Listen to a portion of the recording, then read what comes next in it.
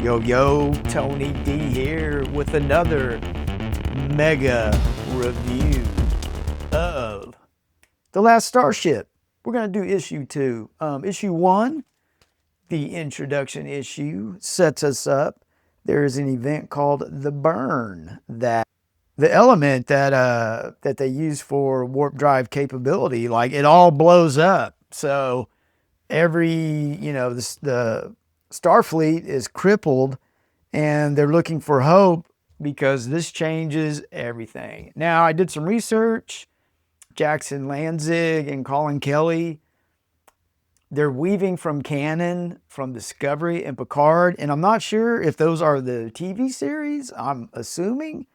But yeah, this is narrating very well from that, where I don't have to watch those. And I don't know, but I'd rather read comics, and that's my thing. The the dialogue, there's a lot of probing questions about morality, war, the meaning of survival. And we'll get into more of that. It gets a little deeper. For me, this is more of a deep narrative book, but it does have some pretty good action. Like it gets heated, later on, but for me, it's more of a deep connection. So, it's really deepening this dystopian setting that this Burn has created. And I'm imagining, or I'm assuming from the series, that this has all been escalating to where this book could be created. But like I said, you don't have to know that. I'm doing fine with issue 1 and 2. I don't feel like I need to get information anywhere else, but you never know, man. I might do it. That's the beautiful thing of comics. Opens up more niblets for your imagination to snack on. So, right from the get-go, it's starting off where Captain Kirk has been cloned, resurrected. And it also seems like this clone knows it's a clone and that it's not the original Kirk. It's obvious, but it has memories. And these memories, I'm still trying to get a grip on if these memories are creating emotion within the character. I don't know yet, but I think that's part intentional with the writer to create some future narrative drama, it's great. And so this ship that they have, the USS Omega, it's able to replicate warp drive with the help of the Borg and their technology. So there's an uneasy reliance there as well. It's really interesting. The Borg are always interesting because, like, if you were a Star Trek fan and you were watching that series, The Next Generation, the Borg, when they showed up, it was a game changer. And it's such a horrific thing that can happen to you, where you're stripped of your identity and you're part of the collective. It's horrifying, but there's an alliance there. And so we have Kirk resurrected, and he's narrating in his mind memories that he has, and the biggest one is his son being killed by a Klingon. Captain Sato. He's pretty much, him and Kirk are kind of a yin-yang type of thing. And this narration is fantastic. I am like fully invested right now. And, Sato is more of an idealist, where, the idea of hope is what's going to keep everything together. And now it's just not an idealist. He's acting for sure, where, there's idealism with action behind that. And so him and Kirk are having a discussion about everything that's going on. They actually talk about, and I thought this was great, where Sato's time in Starfleet learning, and the learning had to do with Kirk. That's part of some of the learning. And they talk about Greece, its archaic period, the poetry involved in that. And Sato made it to understand Kirk, he had to understand what he liked, which makes sense. So I thought that was great narration. But then Kirk challenges his idealism with, you never had a bat'leth to your throat, but he gets him back with like, neither have you. He's a clone. So there you have what all is really in the clone's mind, how far and deep does it go psychologically. Very great. Then you get this comical character. Like, I'm laughing right now, right? So it works. I mean, he's just a drug-addicted medical officer, Ferengi.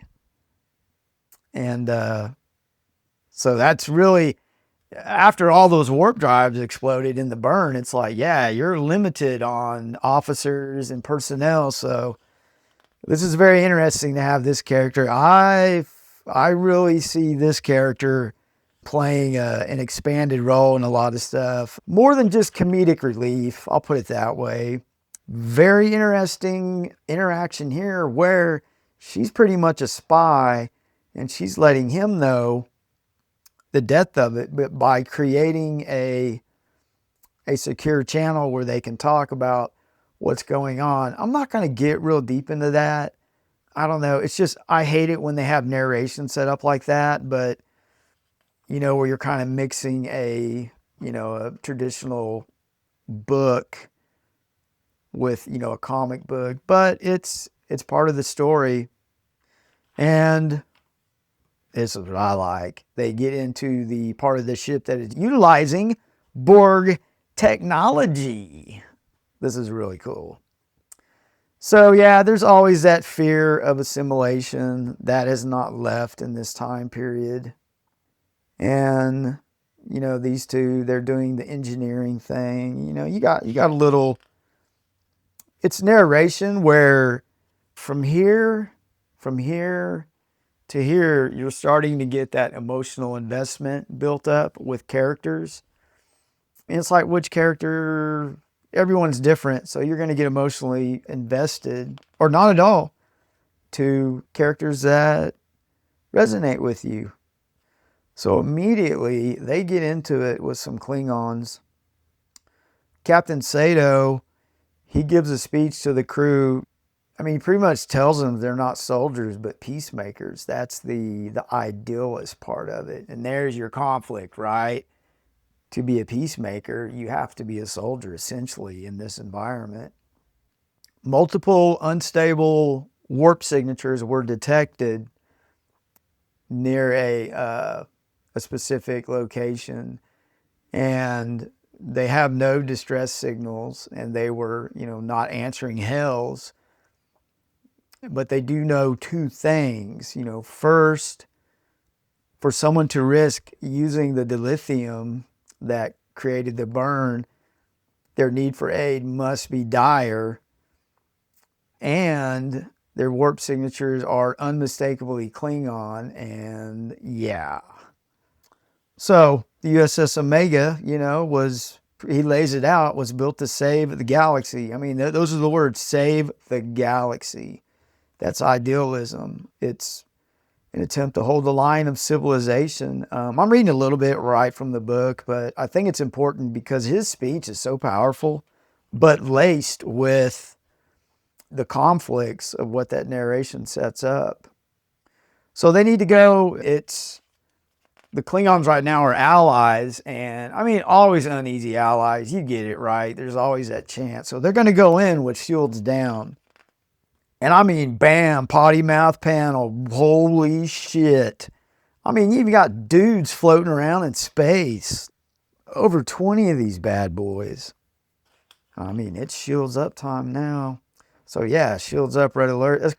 I don't know, man, if you're like, and I know you're out there, a Star Trek fan that is like hyper detailed, like what, if that's not a shield, what exactly would that be that's protecting them right now? And I guarantee you there's a Trekkie out there that will know. I'd love to hear it. So they start, this is actually a very good shift to a tactical battle in space where the captain is I love the names of the patterns, like Pattern Picard Gamma 9. It's just cool the way they sound. And they're named after prominent figures in this universe. And one of the Klingons, he gives them a message, and he he gives them the rundown of this ship and their intentions for it now. And its name literally means the butcher from Klingon. And yeah, it's like it cleaves right into the Omega. And this gets like super dramatic, where these two characters, there was a connection being developed for me personally between these two.